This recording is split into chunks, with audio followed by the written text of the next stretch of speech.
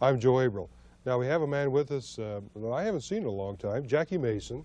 Jackie, where have you been that I haven't seen you on talk shows? And maybe I've been watching the wrong talk shows and television in general. What have The you been question is doing? not where I've been. The question is where have you been? Where have I been? Okay, Because that's I've fair been on all the shows. enough. Well, I just haven't been watching the right ones. That's what I'm trying to tell you.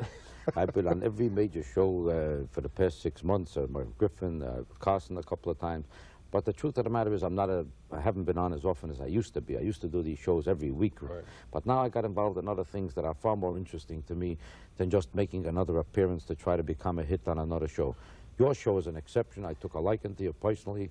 I watched your show. I began to notice that you're not doing so hot, so I figured I'll help So out. I need all the help I can get. So Jackie's here. This is a benefit, you might say, for Joe Averill and Montage. Right, I even had to park my car. It cost a couple of dollars, but I won't bring it up in the conversation. Okay, we'll try not to. Right. Now, let me take you back. Early 50s, Ed Sullivan show. I heard, I didn't see the show, that Ed told you your time was up, and you gave him the finger, Right. and he blackballed you in show business. True or It's false? It's partly true. Okay. He didn't blackball me in show business. He didn't even attempt to. He wasn't that type of a guy. Ed Sullivan happens to have been a wonderful, sweet, lovable man.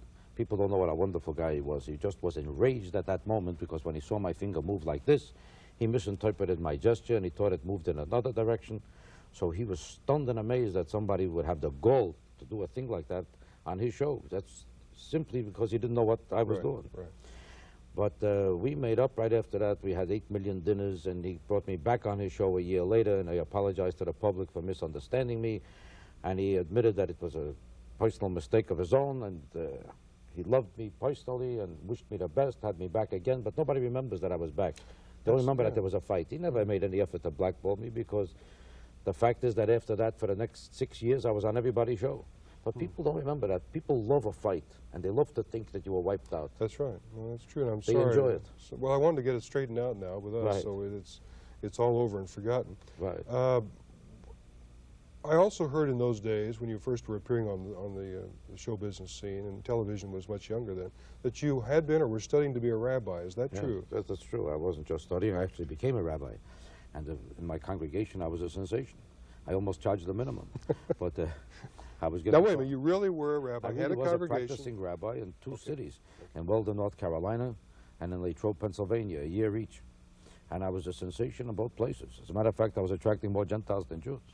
But reached the point that the congregation was so packed, I figured if I could do this for such a big population, why shouldn't I charge an extra few dollars and do it in a nightclub? Well, now, what were you doing? You weren't doing an act from the pulpit. I wasn't doing an act from a pulpit, but you know that when you're doing a sermon, it's not inappropriate to interpolate some humor if it's pertinent, if it's relevant, if it's not disrespectful, or if it's germane to the topic. There's no reason why you can't. All the great humorists were very relevant to their time. George Bernard Shaw did more with humor to teach people a lesson than to deliver a sermon. No question. So, is that when you decided to go into show business? That's when I decided to go into show business because I felt that show business was more my natural calling. I wasn't as devout and I wasn't as ready to sacrifice so much of myself to the to spiritual things as I was to having a good time in life. So what was your first big break? Do you remember? My first big break was this show. This is my first big... It's a little late coming, but no, But come on. thank God. Like Well, my first big break really was the Steve Allen show. John Murray and Bill Dana came in to see me in a club in Los Angeles where I was talking to a Gentile audience for the first time in my life because everybody thought Gentiles would never understand me. Jews had me convinced that I'm not talking English. When I found out I was talking English and Gentiles were laughing, they came in to see me and said, you belong at the Steve Allen show. At that time, Steve Allen had his own primetime Monday night 10 o'clock show. Right. And I came over to Steve Allen to audition for him. I was making $212 a week. I was very nervous in front of Steve Allen, and before I could talk, he said, this kid is funny, put him on. And I was on. And I became such a sensation that right after that show, I went from $212 to $5,000 a week in 1 week. Really? In 1 week. Now, that must be incredible to deal with, such success overnight. It was incredible. I was more stunned and amazed than anybody who saw me was. I said to myself, this must be another guy. I couldn't believe it was me. I kept looking in the mirror. How much money for this? What am I saying here? I better remember because I don't want to make a mistake and forget, lose my place. This sounded too good to be true. Where were you playing, Las Vegas? Or? Ever since then, I've been playing everywhere. But I mean, right after that. When Right you after first... that, I went into the Copacabana in New York for $5,000 a week. Since then, I co-starred in The Jerk with Steve Martin. They called me a co-star, gave me co-star billing, but I found myself on the cutting room floor because when Steve Martin heard that I got a few laughs, He had final cut of the Now, picture. I hear stories about people like that in show business. So you're Right. telling us, first person, it happened to you. Right. You were in the movie, it was shot, you were going to Right. be a co-star, you went to see the movie, take your friends, see me, and you're not there. Right. Right. Really? Did he ever Now, ask I'm him ju- why? Well, it's very obvious, right? No, Carl but I Reiner, mean, have you Carl asked? Reiner himself told me why.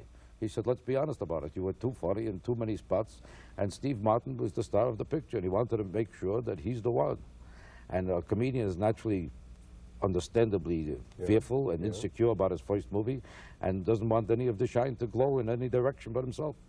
And it's understandable. I didn't know if it was such a degree understandable, because Yeah. from 37 minutes it went down to 4, but I never would have taken the part if I thought that that was all. But because I was guaranteed co-star billing and co-star treatment with my own dressing room, my own stand-in, my own Beverly Wilshire hotel, my own girl coming with a special car to pick me up 6 o'clock every morning. You don't figure with all that treatment that you're going to wind up for 2.25 minutes.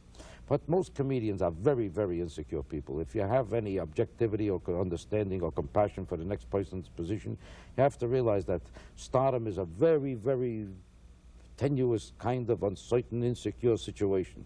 And it's a nerve-wracking thing to be up there, and nobody knows how he quite got there, and everybody's afraid that he'll fall off without knowing where, why, or how it happened.